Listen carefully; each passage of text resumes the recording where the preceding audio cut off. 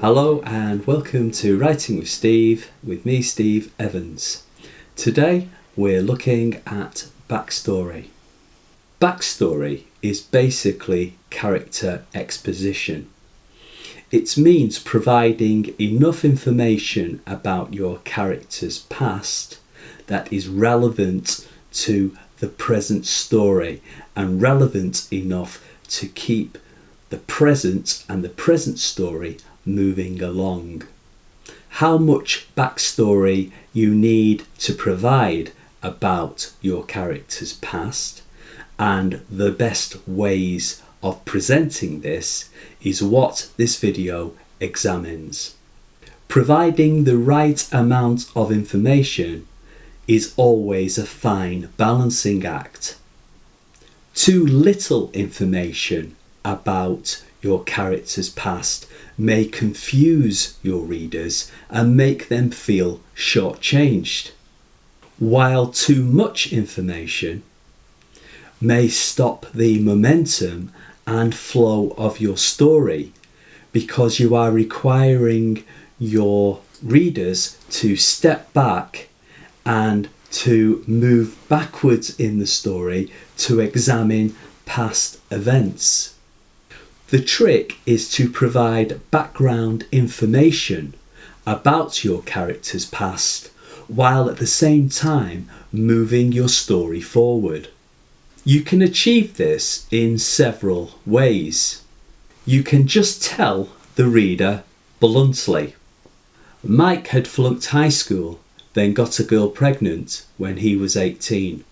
Or Cherry was a divorced working mum with 2 children to support. These statements are both short and sweet, and we are providing enough information to establish our characters and where they are coming from.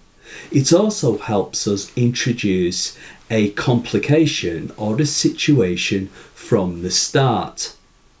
For example, from the information you have told the reader about Mike, we can then build up a story that Mike is rebuilding his life, or Cherry has met a man or woman she has romantic leanings for, but fears this may disrupt the present work-family setup she has worked hard to create. Therefore, she fears change. This approach works, but you do run the risk that you are telling the reader rather than showing them. And as we know, readers do enjoy figuring out things for themselves as they are reading through your story. But used sparingly, this is one way that you can present important information, background information about your characters while still moving your story forward. You can have your character explaining their backstory themselves, and this can work to a limited extent. The downside of this is that we are never fully certain that what they are telling us is the truth. Now, this may work well in a mystery story, but however, if you are then going to have a payoff that the story was fabricated and false from the beginning, you're going to leave your readers shortchanged and perhaps angry and annoyed that they've invested so much time in a backstory that was never really true. So having your character simply explain what has happened can be useful, but limiting. You can use flashback, which is a technique used greatly in TV and in films. However, by using flashback, you are slowing down the momentum of your story because you are asking your reader to stop and to move backwards in the story and to divide their attention between the present and perhaps 2 or 3 or even 4 previous storylines. This can have a jarring effect on the story and on the pace and natural rhythm of your story. So again, be really careful in how you use flashback to deliver your character's backstory.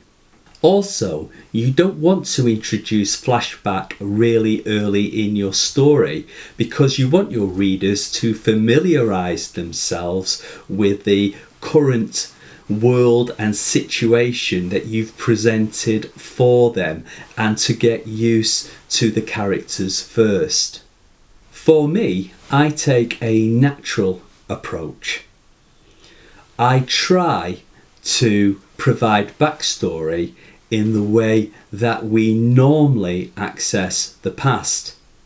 In a sense, we are time travellers because we move from the present to the past constantly throughout our day as we evoke memories of what has gone before, and sometimes these memories are triggered by meeting a person, or it could be a piece of music, or just some event in that day that transports us into the past.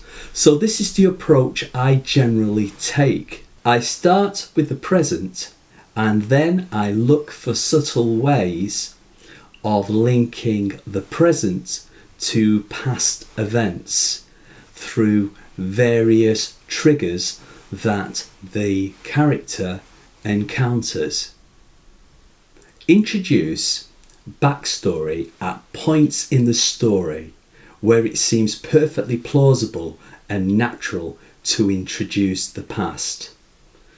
These can be, as I mentioned, triggering events. An event, a location, dialogue, a particular word, all have associations, and through these associations we can then introduce the character's backstory. However, make sure that this does not occur artificially. Make sure that these transitions and transportations to the past and to the backstory develop naturally as part of the flow of the story. Make sure that your characters naturally are transported into their backstory and their past. Think of something that is believable and something that will easily trigger this remembrance of the past. And what's really useful is that this approach works whether you're writing in the third person voice or the first person voice. If you'd like more information on using first person voice and third person voice, check out our earlier video.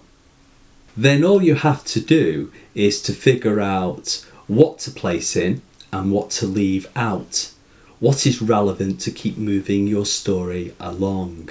Be aware though that this type of drip approach, while keeping your readers guessing, curious and engaged, may in the end backfire if you do not provide enough backstory quickly. Your readers may get fed up, they may get bored and switch off. So in my approach, I use an interior monologue. An interior monologue is the character revisiting a past event, thinking about that past event, and then providing to the reader through that the backstory. In a way, it is a type of flashback because we are able to re-examine a past event. However, it isn't as signalled or telegraphed to the reader. It is a flashback, but it is almost happening in the present because the character is in the present and thinking backwards. So this is allowing me to provide backstory, but also to create a psychological framing of the state of mind of my character. because I'm able to provide for the reader details of what has occurred in the past that makes them the person they are encountering in the present. This is a technique famously used by William Faulkner in The Sound and the Fury, and by Hilary Mantel in her latest story, The Mirror and the Light. Mantel uses third-person voice, but then introduces interior monologue and a flashback, as Thomas Cromwell revisits past events which have shaped his world outlook. Also, Mantel is using this device because it's the third book in a trilogy. By using the interior monologue plus flashback interlinked, interwoven, she is therefore able to provide background information to readers who may not have read the previous two novels. And she's also using this technique for those readers who have read her first two books, but maybe have forgotten some of the key aspects. Hilary Mantel is therefore using backstory by way of a recap. To summarise, use backstory sparingly. The information you provide in your backstory should be relevant. It should be moving the story along. Don't lose sight that your story exists in the present and not the past. So don't include any excess baggage. Experiment. Try providing the same information, the same backstory in different ways and see which one works best for you and for your story. Also, variety. Try providing backstory in several different ways. However, be aware that you may, by doing this, cause confusion, and you don't want to confuse the reader. So if you are employing a variety of devices to provide backstory, use them sparingly. Also, consider the genre of story you're writing. A psychological thriller may require more backstory to provide reasons why the protagonist has a fear of butterflies or the colour green. As a rule of thumb, in your last 100 pages, your reader should be caught up in the current story and not the past. The structure of your story may also influence the approach you take to backstory. So, for example, if the story rests on a profound event from the past to explain the present, or it has ramifications for the present, you may find yourself employing a structure where one chapter of your story concentrates on the present, followed by a chapter on the past, and then back to the present, and so on and so forth. So you are actually writing a parallel story where both storylines meet or climax near the end, and where you devote the last chapter or chapters to the present. Take the approach that you feel most comfortable with, that you feel is the best way to tell your particular story and the best way to tell and relate the genre of that story. So I've mentioned that flashbacks do have downsides. However, some of the greatest stories in the English language have relied on flashback. Rebecca, a psychological thriller by Daphne du Maurier, begins with the protagonist recounting how she meets Maxime de Winter, her future husband, at Monte Carlo. This is used to set up the rest of the story. I think when approaching backstory and looking at content and the way that you are presenting the character's backstory, I think having a critical friend can help greatly. Someone who can provide constructive criticism, someone whose opinion you value and trust.